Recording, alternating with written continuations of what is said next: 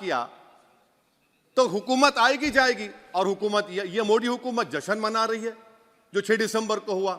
तो ये एक बात है सर। चौथी बात यह है कि सर नहीं, 6 दिसंबर के ऊपर कोई जश्न नहीं है। राम मंदिर के निर्माण की जो प्रतिष्ठा हुई है उसको संबोधन कर रहे हैं, और वो सर्वोच्च न्यायालय के द्वारा तथ्यों के आधार पर दिए गए निर्णय के कारण से हुआ है।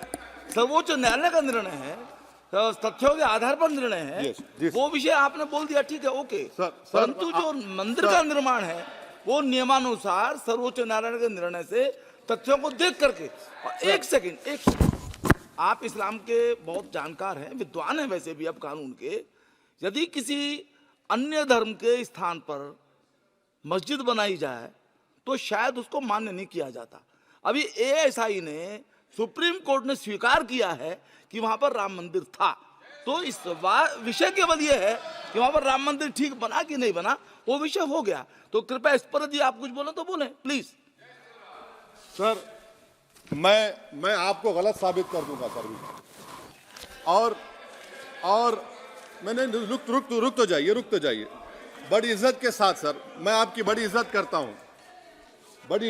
हूं सर। आपको मैं कोट कर रहा हूं सुप्रीम कोर्ट का जजमेंट, पैराग्राफ 1222 रोमन 17, उसमें लिखा गया है the destruction of the mosque took place in breach of the order status को and the assurance given to this court, the destruction of the mosque and obliteration of Islamic structure was an egregious violation of the rule of law। egregious का मतलब जो छोटी मोटी अंग्रेजी में आती है वो क्रिमिनल एक्ट कहा।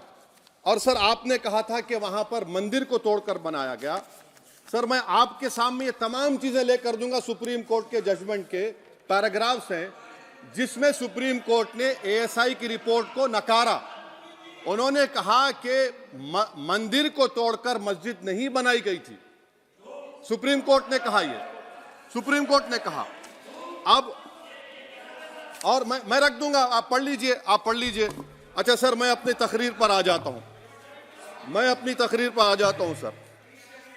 तो मैं अपनी बात कर देता हूं सर। तो मैं ये पूछना चाह रहा हूं कि क्या मोदी सरकार एक समुदाय, एक मजहब की सरकार है या पूरे देश के मजाहिब को मानने वालों की सरकार है? जिसको नहीं मानते उनकी सरकार है, हमको बता दीजिए। क्या मोदी सरकार सिर्फ एक फिक्र और नजरिया हिंदुत्व की सरकार है? क्या इस देश का, इस गवर्नमेंट ऑफ इंडिया का कोई मजहब है? इस वतन अजीज सबके मजहब को मानता है। सर मेरा मानना है कि इस देश का कोई मजहब नहीं है। क्या ये सरकार 22 जनवरी का पैगाम देकर यह बताना चाहती है कि एक मजहब को दूसरे मजहब के मानने वालों पर गलबा और कामयाबी मिली?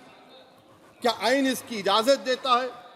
क्या ये पैगाम आप जब ऐवान से दे रहे हैं तो 17 करोड़ मुसलमानों को आप क्या पैगाम दे रहे हैं, ये मैं आप पर छोड़ता हूं। सर 49 में धोखा हुआ, 86 में धोखा हुआ, 92 में धोखा हुआ, 2019 और 22 में भी इस ऐवान के जरिए हमको धोखा दिया जा रहा है। और अफसोस के साथ कहना पड़ता है सर कि मुस्लिम अक़लियत को हमेशा ये कहा गया कि तुमको भारत के शहरी बरकरार रहने के लिए एक बहुत बड़ी कीमत तुमको चुकानी पड़ेगी, और हम पर इल्जाम लगा दिया गया। सर क्या मैं बाबर का स्पोक्स पर्सन हूं? क्या मैं जिना का स्पोक्स पर्सन हूं? क्या मैं औरंगजेब का स्पोक्स पर्सन हूं? बताइए सर, आखिर मैं कहां तक आप मुझे लेकर जाएंगे? दूसरी बात यह है सर, दूसरी बात यह है कि फिर 6 दिसंबर के बाद देश में फसाद हुआ, नौजवानों को टाडा में डाला गया जो बूढ़े होकर निकले। यकीनन आपकी सरकार नहीं थी। अच्छा, बल्कि मैं तो मर्यादा पुरुषोत्तम राम की इज्जत करता हूं, मगर मैं नाथूराम गोडसे से नफरत करता हूं। मेरी नस्लें नफरत करती रहेंगी क्योंकि नाथूराम गोडसे ने उस शख्स को गोली मारी जिसके जबान से आखिरी लफ्ज निकले हे राम।